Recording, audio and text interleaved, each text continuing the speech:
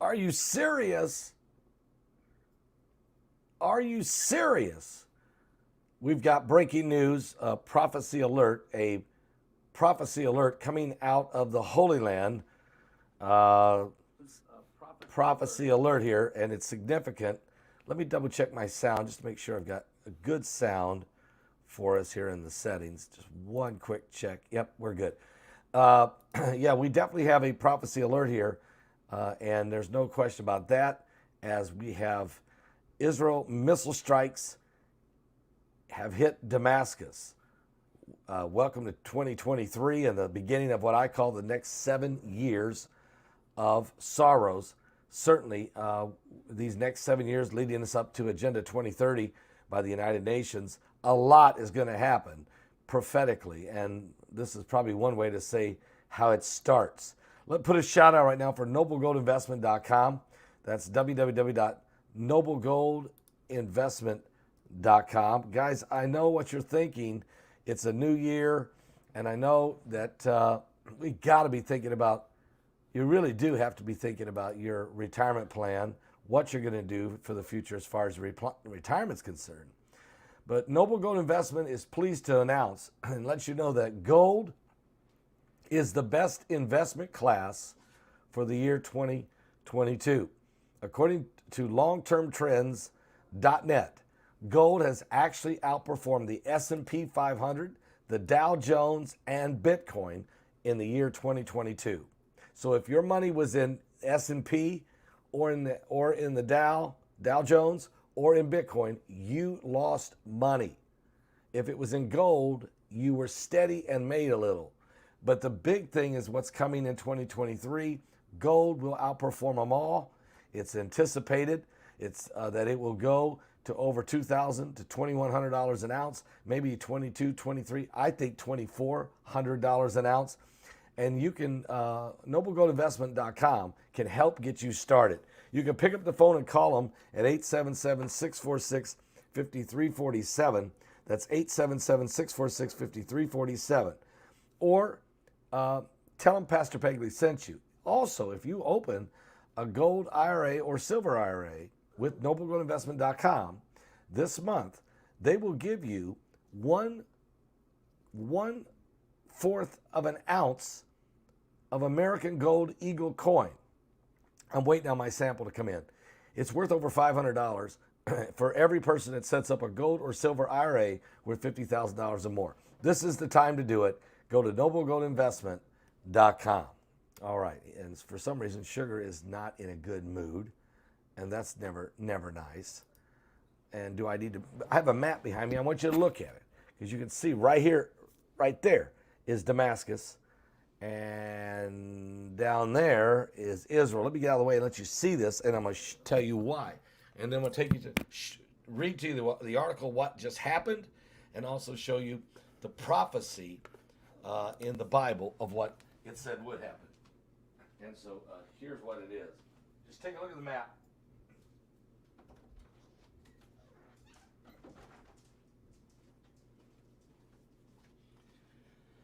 You see Israel and you see the Golan Heights, so you see how close Syria is to Israel over the Golan.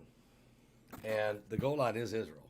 I don't know why that map doesn't show it that way, but of course they love to do that. Damascus, not far, okay? And so it's very, very interesting how close, when you start talking about the Middle East, Lebanon just above, Iran not far away. I mean, all of it. Iraq's not far. All of it. Jordan, right there. It's all right there. Jordan is south of Israel. Lebanon is just north of Israel. And then Syria is just to the northeast of Israel. And so today, Israeli missile strikes have put Damascus's airport completely out of service.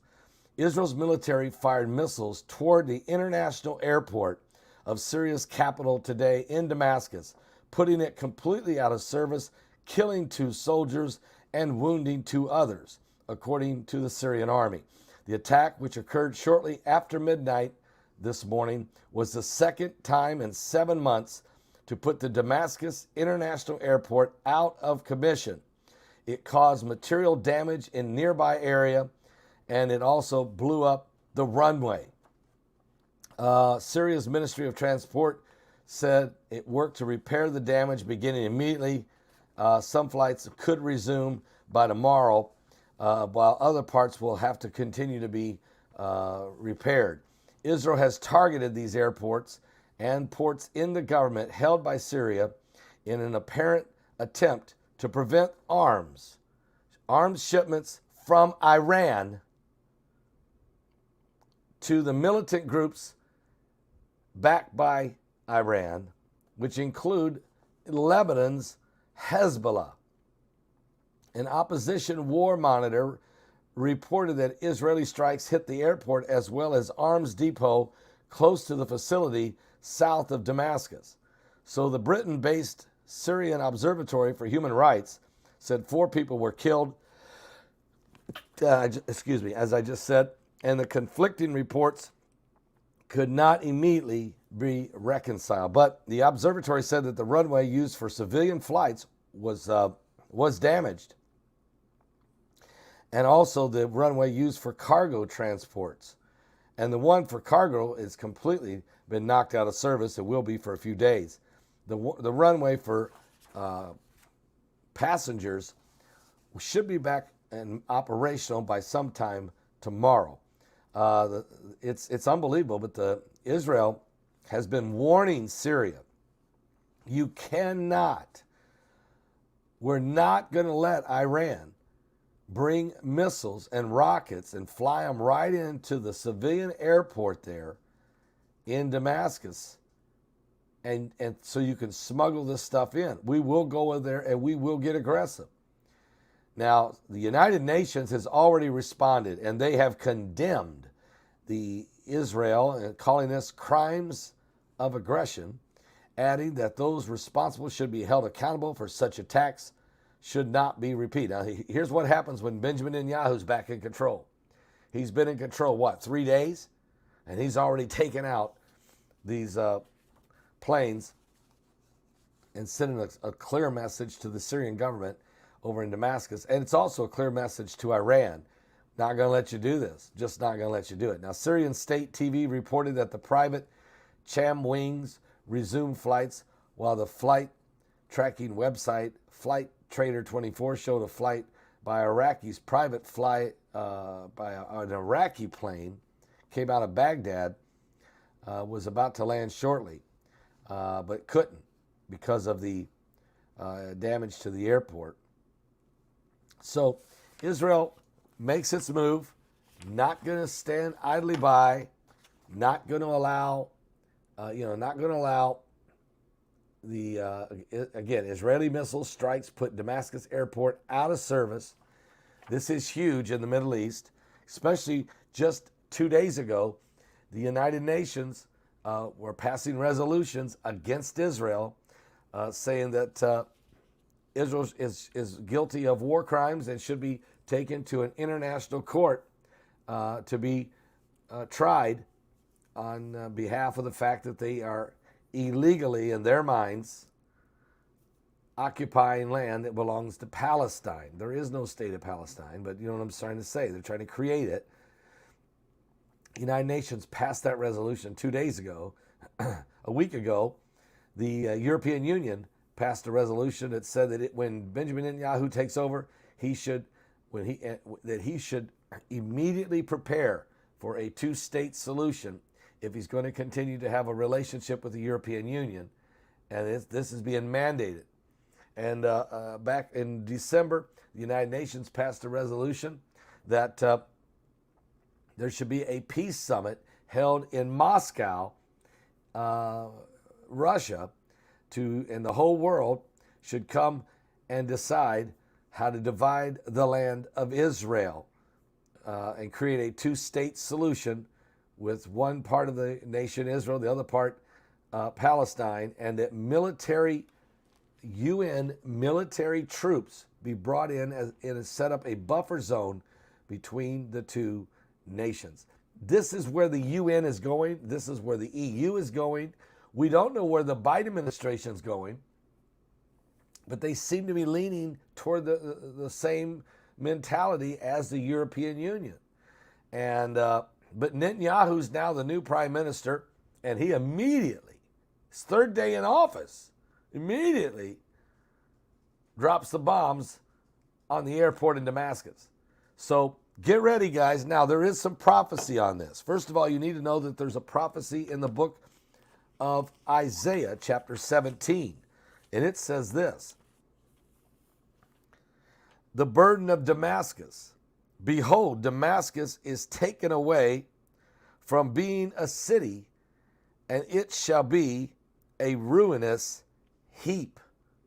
Now, that is a prophecy by Isaiah about what's a punishment that's coming upon Damascus, Syria.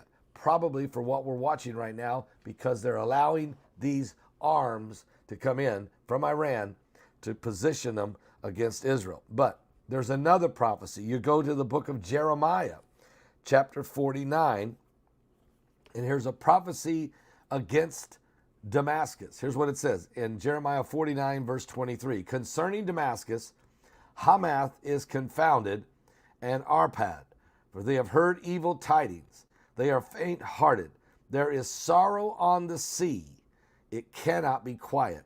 Damascus is waxed feeble, and turneth herself to flee. Fear has seized on her.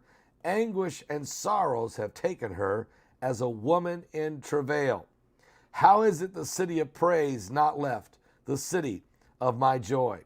Therefore her young men shall fall in her streets, and all the men of war shall be cut off in that day, saith the Lord of hosts. And I will kindle a fire in the wall of Damascus, and it shall consume the palaces of Ben-Hadad. So we have direct prophecies in the Old Testament about the destruction of Damascus and the anguish and major war coming to Damascus. Now, Damascus has had several conflicts in the past, and even during the Arab Spring, it's unbelievable how that Syria, during their what they call their civil war, it's never been a civil war. It was the Arab Spring, and that's where Obama was trying to overthrow all these nations in the Middle East, and he did call for the overthrow of Tunisia, and then Yemen, and then Egypt, and then Libya. All of those leaders fell. Then he called for the overthrow of Syria, and that one didn't happen. Instead, Russia showed up and put up a fight against the radical groups, ISIS, that was trying to take out Syria, and so that never did happen. And then, of course, United States, Donald Trump came in, and he kind of took care of ISIS, and now Syria has just been this cesspool for jihadis like Al Qaeda, Islamic Jihad. The Hezbollah runs in and out of there. Iran runs in and out of there. Turkey runs in and out of there. Russia's there. Russia's not going to leave. They've been there since 2014. And Israel goes in and out of there with bombings against the Iranian positions that are trying to move these rockets, especially these precision bombs and all these rockets that Iran drops into Damascus, and then they filter them by ground over to Lebanon or over to the West Bank. Over into Lebanon and give them to Hezbollah, or they take them and give them to Hamas over in Gaza. I have been covering this. Guys, since 2010. All of this that takes place in the Holy Land. And I've been covering it, religiously, if you will, if you want to say it that way. I've been on this for a long time. And I've been to Israel 10 times since 2013. So I've been to that area. I know some of the key rabbis. I know some of the politicians. I've been twice to the Knesset. I actually got to speak before the Knesset. We understand what's happening there. And I met with Dr. Irvin Baxter there twice in Jerusalem discussing prophecies about the Holy Land. We're in the end times. I had great conversations with the late Dr. Jack Van Impe about it as well. And so we know we're on the verge of seeing the third temple built. But in the process, we also know there's prophecies like this that are certainly going to come to pass. And so I'm going to keep you aware of these things because, folks, they are happening and they will happen. We are in the last days. Believe me, Jesus is coming. Yeshua is coming. And people need to understand the prophecies that are taking place. There's another prophecy that took place, the rebirth of Israel as a nation in Ezekiel 37, and that's what this song's about. The dry bones, the valley of dry bones that Ezekiel saw, and God prophesied he would restore the nation of Israel. Here's the song, Rattle. Saturday was silent, and surely it was through. Since when has impossible ever stopped you? And Friday's disappointment is Sunday's empty tomb. Since when has impossible ever stopped you? This is the sound of our dry bones rattling. This is the praise, make a dead man walk again. Open the grave, I'm coming out. I'm gonna live again. This is the sound of dry bones rattling. Pentecostal fire, stirring something new.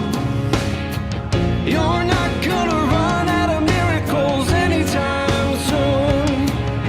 Your resurrection power, it runs in my veins too. I believe there's another miracle here in this room. This is the sound of dry bones rattling. This is the praise, make a dead man walk again. Oh yeah! Open the grave, I'm coming out. I'm gonna live again. This is the sound of dry bones rattling.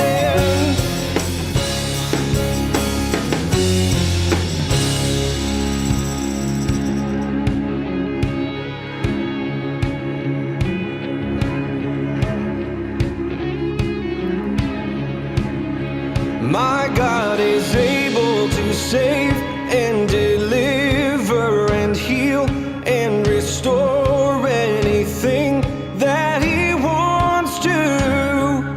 Just ask the man who was thrown on the bones of Elisha if there's anything that he can do. Just ask the stone that was rolled at the tomb.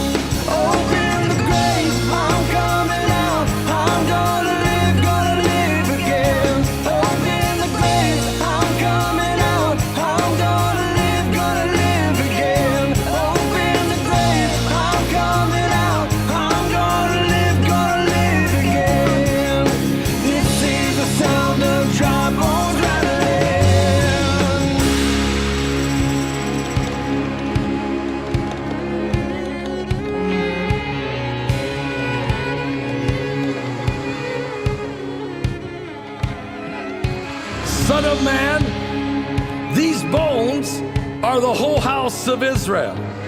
Prophesy and say to them, Thus saith the Lord God, behold, my people, I will open your graves and cause you to come up from your graves and bring you into the land of Israel.